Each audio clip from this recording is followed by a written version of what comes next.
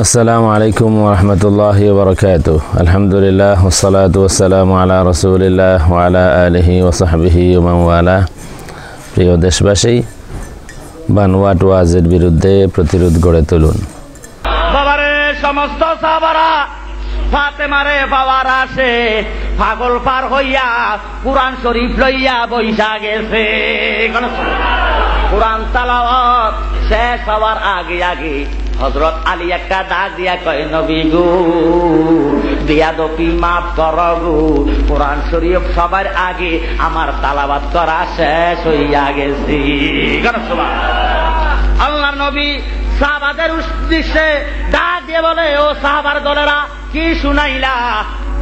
এরে তোমরা সবাই তেলাওয়াত করতেছ, আর খবর পাইছুনি জানছুনি আমার আলী আসিয়া বলতেছে সবার আগে আগে কোরআন শরীফ তেলাওয়াত করা হয়ে গেছে। আলী একটা ডাক দিয়ে কয়, নবী গো আমি নববীতে শুনছি আপনার নুরানি জবানে ফরমান, যে ব্যক্তি একবার সূরা ফাতিহা তিনবার সূরা ইখলাস তেলাওয়াত করবে, আমার আল্লাহ রাব্বুল আলামিন পুরা কোরআনের নেক তার আমলনামায় দানে কইরা দিবে। নবী গো বেয়াদবি মাফ করো গো, আমার কোরআন শরীফ তেলাওয়াত হইয়া গেছে, আল্লাহর হাবিব কবুল হইছে নি। আল্লাহর নবী ডাক দিয়া কয়, আলী তাল বাহানা কইরো না, ও আলী তোমার আমার খাতুনে জান্নাতকে দানে কইরা দিছি। সুবহানাল্লাহ। দয়াল নবী একটা ডাক দিয়ে কয়, সাহাবারা রে, কে পারিবা আগামী দিন নববীতে যাইয়া ফজরের জামাত আদায় করতে? সুবহানাল্লাহ। যে ব্যক্তি প্রত্যেকের আগে যাইয়া মুসল্লি সাজিয়া বাবারে নববীতে ঢুইকা যাইব, আমি নবী তারে খাতুনে জান্নাতকে দান কইরা দিব। সুবহানাল্লাহ। হযরত আসাদুল্লাহ, আমার আল্লাহর কুদরতি শক্তি বড় মহান, আল্লাহ যারে যেটা দান কইরা দেয় আমার আল্লাহ শক্তিও তার কাছে দান কইরা দেয়। হযরত আলী ফজরের আগে আগে একটা বাঘের শুরু দরিয়া নববীর গেটের মধ্যে বইসা রইছে। সুবহানাল্লাহ। যত সাহাবা যাওয়ার জন্য তাহাজ্জুদে রক্ত, কেউ এশারে নামাজ আদায় করে নববীর দিকে যাইতেছে। হায় হায় আসাদুল্লাহ, আল্লাহর বাঘ একটা সিংহ সাজিয়া বাঘ সাজিয়া নববীর গেইটে আছে, কারো সাহসে যায় না, নববীতে ঢুকতে পারে না। সুবহানাল্লাহ। আল্লাহর নবী ইমামতি করার জন্য নববীর গেইটে গেছে। আমার নবী নবুয়তি চক্ষু দ্বারা ডাক দিয়ে কয়, আলীও তাল বাহানা কইরো না, আমি বুঝা পালাইছি তোমারে সারা ফাতেমাকে কাউকে দান করা যাবে না। ও আলী চিন্তা করো না, আমার আল্লাহ তোমারে কবুল করেছে আমার খাতুনে জান্নাতের স্বামী হিসাবে, আল্লাহ প্রথম তোমারে কবুল করেছে, আর তাল বাহানার দরকার নাই। তুমি যে বাগ সাজিয়া নববীর গাইতে আসছো, আমার কোন সাহাবা তো নববীতে ঢুকতে পারে না। সুবহানাল্লাহ। আলী একটা ডাক দিয়ে কয়, নবী গো বেয়াদবি মাফ করো গো, আল্লাহর হাবিবের ওই নুরানি জান্নাত যদি পাইম আমার জীবন ধন্য হইয়া যাইব। ওই খাতুনে জান্নাত আল্লাহ রাব্বুল আলামিনের পেয়ারা নবীকে ডাক দিয়ে কয়, নবী গো হাবিব, তুমি বুঝি আলীর কাছে আমি খাতুনে জান্নাতকে বিবাহ দিবা, তুমি মত চাইছনি, মতামত চাইছনি, এ তোমার আলী আমার শক্তির সঙ্গে কুলাইবনি। সুবহানাল্লাহ। কি কইলা ফাতেমা, আমার আলী বুঝি তোমার সঙ্গে পারবে না? ফাতেমা ডাক দিয়ে কয়, নবী গো আপনার কদমে আমি খাতুনে জান্নাতের জীবন কোরবান। ইয়া রাসূলুল্লাহ, ইয়া হাবিবাল্লাহ, আমার এই বাঙ্গাঘরের পশ্চিম পাশে যে একটা বট গাছ দেখা যায়, এই বৃক্ষের মধ্যে একটা ছোট্ট ফাঁকি আছে, ওই ফাঁকিটা যদি আপনার আলী দইরা দিতে পারে আমি খাতুনে জান্নাতের বিবাহ বসতে আপিত থাকবে না। কি কইলা ফাতেমা, আলী বুঝি ওই ফাঁকির সঙ্গে কুলাইতো না। কথাটা বলিয়া আমার দয়াল নবী আলীকে যখন জানাইলো, আলীও ও আলী, ফারিবানি আমার খাতুনে জান্নাত বলেছে তুমি যদি আমার ঘরের পিছনের যেই সরি ফাঁকিটা বসা থাকবো ওই ফাঁকিটারে যদি দইরা দিতে পারো আমার মা ফাতেমা তোমার কাছে বিবাহ বসতে আফিত্ত থাকবে না। করো সুবহানাল্লাহ। আলী একটা ডাক দিয়া কয়, নবী গো আমাকে একটু সময় দেন, নিশ্চয় আমি ওই ফাঁকিটা দইরা দিব। এই কথা বলিয়া হযরত আলী আগ দরজা দে বাইর হইল, মা খাতুনে জান্নাত ফিস দরজা দিয়া ওই ফাঁকি হইয়া গাছের ডালে বৈশা রইল। মাত্র আলী গাছের মধ্যে উঠতেছে যাইয়া পাখির পায়ের মধ্যে ধরব, চড়ি পাখি একটা উড়াল দিয়া চইলা গেল। সুবহানাল্লাহ। সারাদিন গত হইল, হযরত আলী বাড়িতে ঢুকে না, লজ্জায় শরমে ঘরে আসে না। আলী শরমে আমার নবী ডাক দিয়ে কয়, আলী ডাক দিয়ে কয়, নবী গো আরেকবার সময় দেন। কোন সুবহানাল্লাহ। মা খাতুনে জান্নাত ডাক দিয়ে কয়, ইয়া রাসূলুল্লাহ, ইয়া হাবিবাল্লাহ, আরেকবার সময় দিব, আরেকবার সুযোগ দিলাম। আপনার আলী যদি ফাঁকিটা দইরা দিতে পারে আমি খাতুনে জান্নাত আলীর কাছে বিয়া হইব। কোন সুবহানাল্লাহ।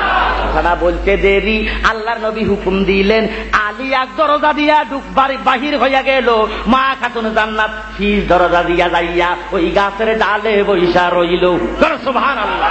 এবারে গাছের ডালে বসলো। এবার হযরত আলী আস্তে আস্তে বিসমিল্লাহ বলিয়া ওই গাছের মধ্যে উঠিয়া বাবারে একটা ডাক দিয়ে বলে, আনা মাদিনাতুল ইলমে আলিউন বাবুহা। এই দোয়া পড়িয়া ওই বেলায়েতের বাদশা আলী কাররামুল্লাহ ওয়াজহু বেলায়েতি হাত বাড়াইয়া যখন শরীফ ফাকির পায়ের মধ্যে দইরা বালাইছে।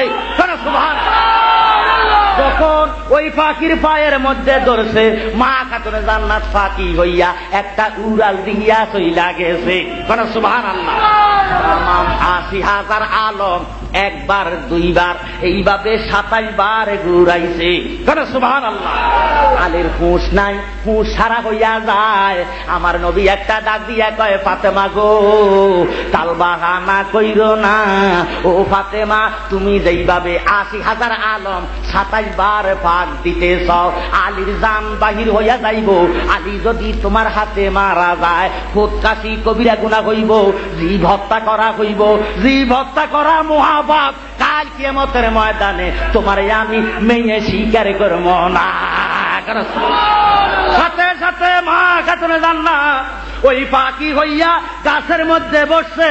হযরত আলী গাছের মধ্যে বাসিয়া গাছ বাইয়া জমিনে নাইমা গেছে। আল্লাহর নবী ডাক দিয়া কয়, হে আলী ও ফাঁকি কই। এবার আলী ডাক দিয়া কয়, নবী গো এমন ভাবে ডাইন পায়ের মধ্যে ধরেছি কিয়ামত পর্যন্ত ওই ফাঁকি জাতের ডাইন পাওটা অবশ্যই দিছি। সুবহানাল্লাহ। এখন ফাঁকি ডাকেডা আমার রাসূল জানে কি জানে না? জোরে সোরে জানে কি জানে না? ইরে শরীয়তের আলেম, তরিকতের আলেম, হাকিকতের আলেম, মারফতের আলেম, আমার আল্লাহ সমস্ত কিছু শিখাইয়া দিছে। সুবহানাল্লাহ। এই জন্য নবীজি নবুয়তের চক্ষু দ্বারা দেখতেছে এইটা তো ফাঁকি নয়, এইটা কইল মা খাতুনে জান্নাত, মা ফাতেমা। সুবহানাল্লাহ। ওগো ফাতেমা জননী, ওরে তোমার গৌরবে মাগো আমরা গৌরবিনী। দয়াল ফাতেমা জননী, তোমার গৌরবে মাগো আমরা গৌরবিনী। দয়াল ফাতেমা জননী। আলী ডাক দিয়া কয়, গো ফাতেমা তোমার পায়ের অবস্থা কেন এমন? তুমি কি ফাও আলগাইয়া হাঁটতে পারো না? এবার আলী আয় ফাতুনে জান্নাত ডাক দিয়া কয়, একবার সুযোগ দিছি পারো নাই, দ্বিতীয়বার দিছি ধরেছ। যদি আমার যতক্ষণ জীবন আছে যদি উড়াল দিতাম তুমি আলীর লাগল পাওয়া যাইতো না। আলী একটা ডাক দিয়ে কয়, ফাতেমা গো অহংকারী কইরো না, এমন ভাবে দইরা দিছি কিয়ামত পর্যন্ত অবশ থাকবো, এই পাও আগে যাইতো না। যেখানেই বানোয়াট ওয়াজ সেখানেই প্রতিরোধ। আপনাদেরকে সংঘবদ্ধ হতে হবে, আপনাদের ঈমান, আমলের এবং সময়ের হেফাজত আপনাদেরকেই করতে হবে। আপনাদের দন-দৌলতের হেফাজত আপনাদেরকেই করতে হবে। বানোয়াট ওয়াজ যদি হয় তাহলে আপনাদের সব গেল, বরবাদ হলো, টাইম গেল, টাকা পয়সা খরচ হলো। যেখানেই বানোয়াট ওয়াজ সেখানেই প্রতিরোধ গড়ে তুলুন। সরাসরি সামনে দাঁড়িয়ে বক্তাকে উদ্দেশ্য করে বলুন, কোরআন হাদিস থেকে, কোরআন হাদিস ভিত্তিক, দলিল ভিত্তিক কথা বলুন। আর যারা বক্তা আছেন, আমি সবাইকেই অনুরোধ করব, মন বড় করি, ভুল যদি হয় ভুল স্বীকার করি, মানুষকে বিভ্রান্ত না করি, মানুষের কাছে ভুল তথ্য না দেই, বানোয়াট কোনো ওয়াজ না করি, বানোয়াট কোনো হাদিস না বানাই। আপনাদের বিশেষ করে যারা বানোয়াট ওয়াজে অভ্যস্ত তাদের জন্য একটি হাদিস আমি কোট করতে চাই। আল্লাহর হাবিব সাল্লাল্লাহু আলাইহি ওয়া আলিহি ওয়াসাল্লাম বলেছেন, মান কাযাবা আলাইয়া মুতাআম্মিদান ফালিয়াতাবাওয়া মাকআদাহু মিনান নার। যে ইচ্ছা করে আমার সম্পর্কে মিথ্যা তথ্য দেয়, মিথ্যা বলে, সে যেন তার ঠিকানা জাহান্নামে করে নেয়। সুতরাং বানোয়াট ওয়াজ চলবে না। বক্তাদেরকে বলুন, হ্যাঁ দিয়ে দেব, পোস্টারে নাম দেব, প্রধান অতিথি বানাবো, খেদমত করব, সব ঠিক আছে, কিন্তু বানোয়াট ওয়াজ করতে পারবেন না। এই দায়িত্ব আপনাদেরকেই নিতে হবে। মসজিদে হোক, মাদ্রাসায় হোক, কোন মাঠে হোক, যেখানেই বানোয়াট ওয়াজ হবে সেখানেই প্রতিরোধ গড়ে তুলুন। আসসালামু আলাইকুম ওয়া রাহমাতুল্লাহি ওয়া বারাকাতুহু।